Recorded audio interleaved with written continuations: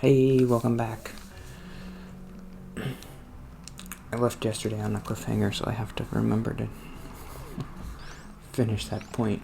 Why I won't kill myself? Because of Ecclesiastes. I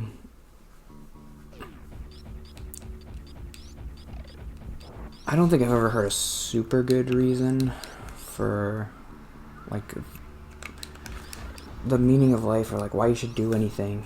But reading Ecclesiastes kind of helped me. I felt like with the best answer I think you can give somebody like me, which is just I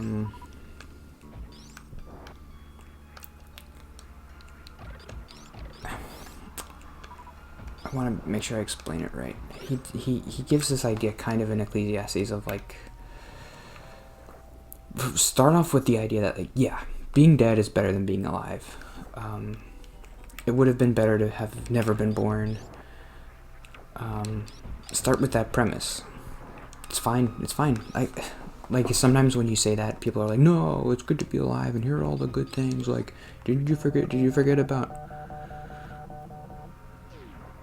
beep beep beep? I just got a text. No. Did you forget about chocolate cake? What about chocolate cake? I'm like, is that why you're living, to eat chocolate cake? It doesn't make any sense to me.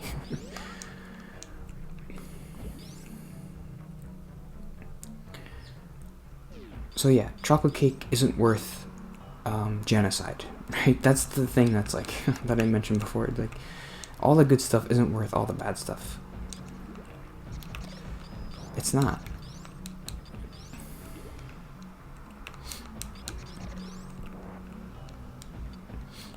But you're alive. You're part of the universe. If God exists, he created you for a reason. You'll never know what the reason is, but he did. Maybe it's to torture you, who knows.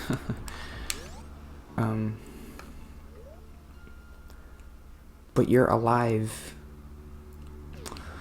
I don't know if I can explain it great, but while you're alive, you should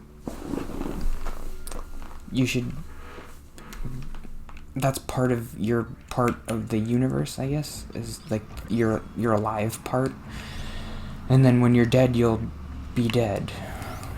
And then, but while you're alive, you're not dead, so you shouldn't be dead because you're, like, not supposed to, kind of.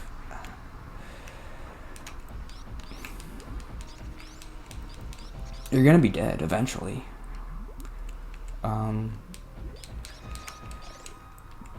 And you could kill yourself if you wanted to. Maybe that's, I don't know. But for me, at least, it's like, while I'm alive, I'm gonna try to be alive. And I'm gonna do the alive things. And then when it's my time to die, I'll be dead. And I'll enjoy that.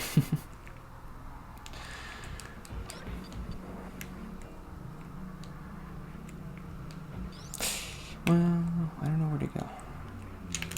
I've explored everywhere. Where do I go?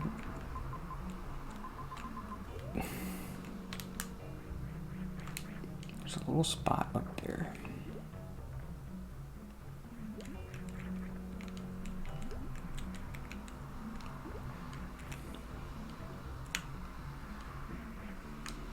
There we go.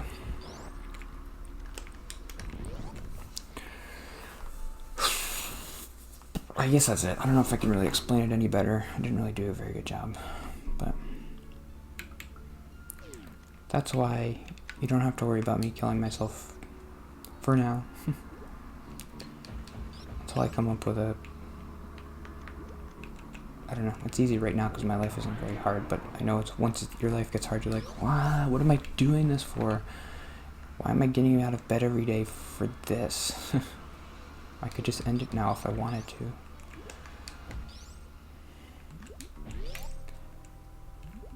But it's hard to say. For some people who are really struggling, like, I never had any real struggles, but people who are really, like in abuse or like have some kind of horrible disease or something that, like, is painful every day, it's hard to tell them, like, oh, your struggle is part of life. Your pain is part of life. Well, then it sucks, and I don't want to be a part of it. I can understand that, I guess, but for me, at least for right now, I'm just thinking, oh, all the bad stuff, all the good stuff is part of it, and you live life while you're alive, and then when you die, you die.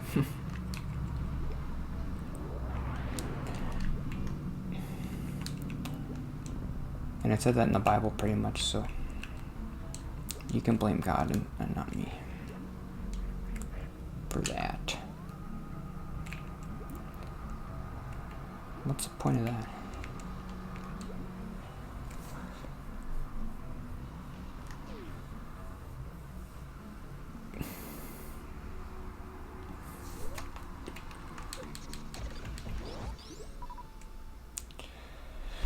So yeah, I guess the other note I could talk about today, because that's pretty much it. I could do more Bible stuff. Because I read Proverbs. I should talk about Proverbs is an interesting book. Come on. It's just a bunch of old sayings, and I think a lot of them,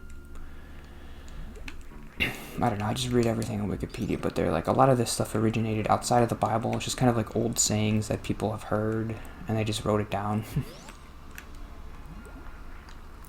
And there's some stuff in there that maybe isn't helpful.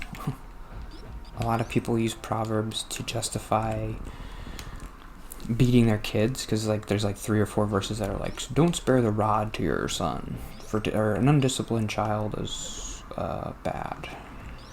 And so people are like, see, that means I can hit my kid if I want to. I was like, nah. But it's all just interpretation.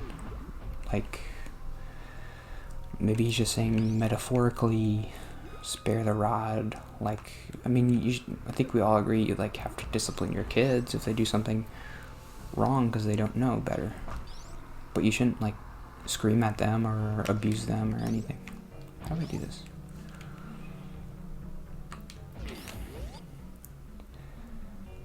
I don't know. Then he's gone forever. I can't get up. Go. Freeze. Okay.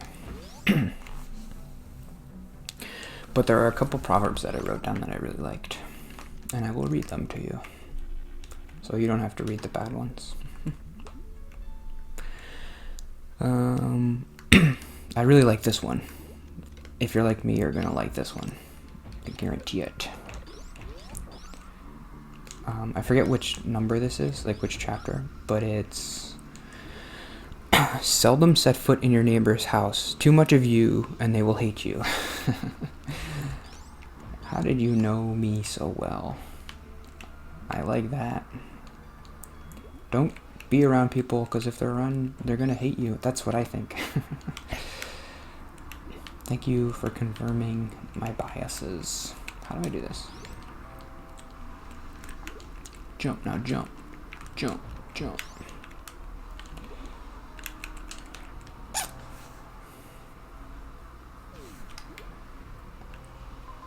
There's nowhere else to go. So I like that one. What's another one? I just wrote down the number on this one. Oh, I know what to do. Proverbs 26:18 and 26:20. Let's read those.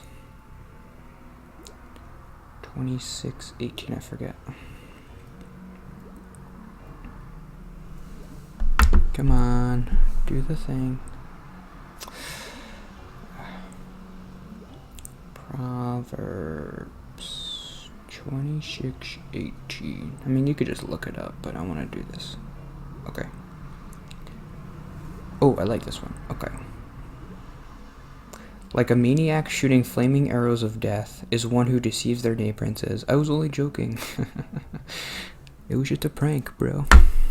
I like that one. That's such a weird... It feels so like such a modern thing. Like that's something... It's weird that people 3,000 years ago were doing that. They were like... being like, oh, I'm just kidding. yeah, I don't know. That's something that terrible people do, like the president used to do. Not to be too political, but he would always do that. Like, oh, I was just being like sarcastic, and you don't understand humor. Or when I said that you're supposed to drink bleach or whatever. You're like a madman shooting flaming arrows of death. Ah, come on, let me do this. This is hard. I'm gonna die here. Come on. And then when I stand up here, they're done. What? Come on. There we go. And then this, and then jump. There we go. But now what? Was that all for naught? Yeah. There's nothing there.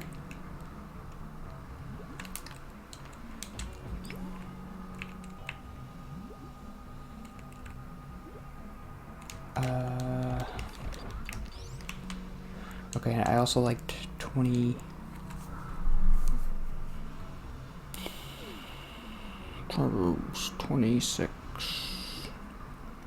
2620. Without wood, a fire goes quiet. Without a gossip, a quarrel dies down.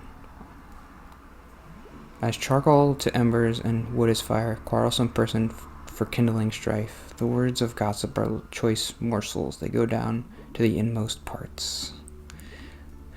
I guess I did want to talk about that. I do feel that feeling of, because I gossip, kind of. I guess you can consider what I do gossip here sometimes.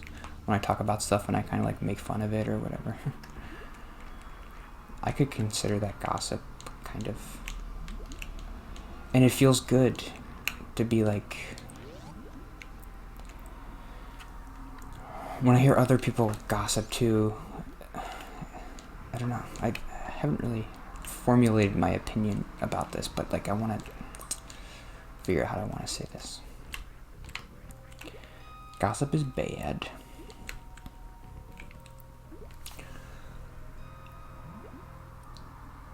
Like, so it solidifies like bad opinions of... How do I do this? You make judgments of people, and then it kind of solidifies your judgments of them in a bad way. Maybe I am supposed to be here. I don't know what to do here, but I'm kind of done for the day, so maybe I'll look at the walkthrough or something.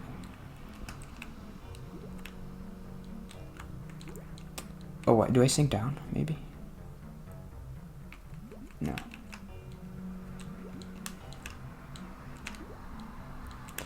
I hate this. Oh, it feels like... I know it's supposed to feel this way because it's like sand, but it's like, oh, just get me out of that sand.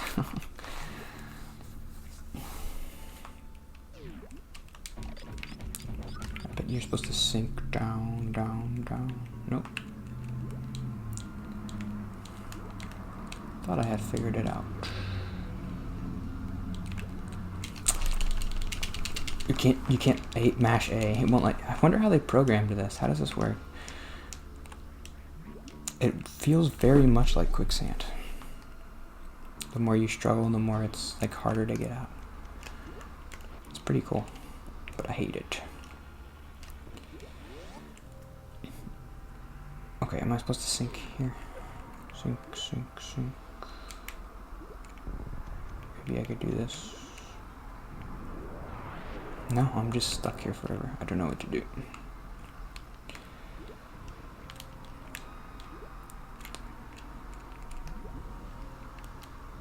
Oh, I made it. Okay.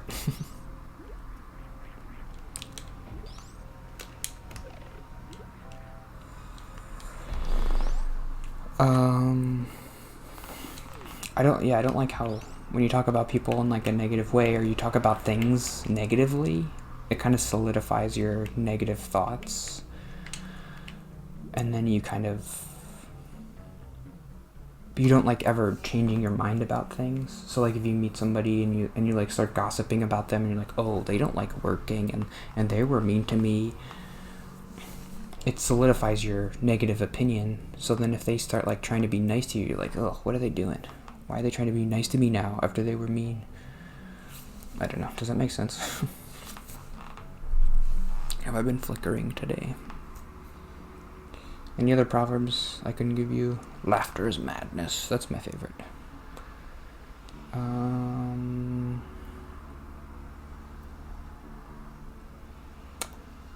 I guess I just wrote down those 3. Really? That's all I wrote down?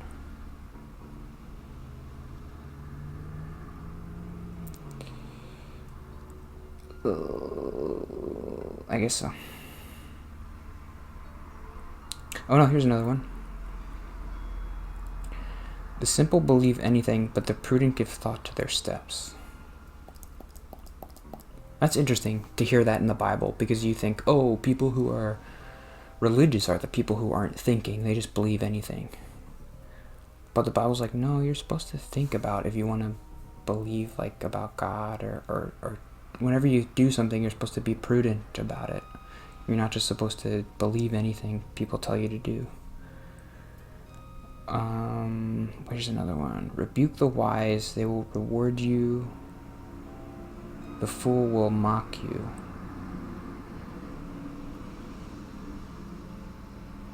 Oh, yeah, that's interesting. He's saying, like, stupid people, if you tell them they're stupid, they'll just make fun of you. Like, if you try to make them a better people, you're wasting your time. Like, telling someone, I don't know. But if you tell someone who's, like, a good person and who's wise, like, hey, what you're doing is the wrong thing, they'll actually think about it and be like, oh, is what I'm doing the wrong thing? Maybe it is. And they will reward you in that way, I guess. Wisdom says, those who hate me love death.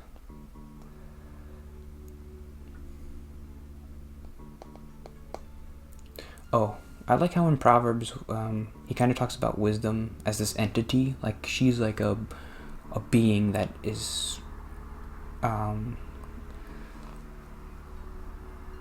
didn't really understand, but she's like a thing. They just talk about wisdom as like a thing, that like God has wisdom and like they're together and we can have wisdom and stuff. And so he's saying, oh, if you hate wisdom, you love death. I don't know. It's just good to keep in mind, I guess. I don't know. The fear of the Lord is to hate evil, pride and arrogance.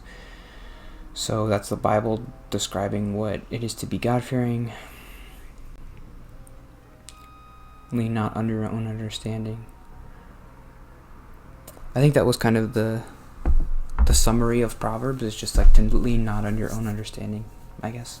To not feel too self-righteous and too smart, like to be humble and to be like, to think about what you're doing and to try to do the right thing and to not be like, oh, I know everything, so I know what to do. I know what to do about everything. It does seem like religious people have a problem with that more than non-religious people. Because they're like, well, God says it, so I must know everything about everything. If I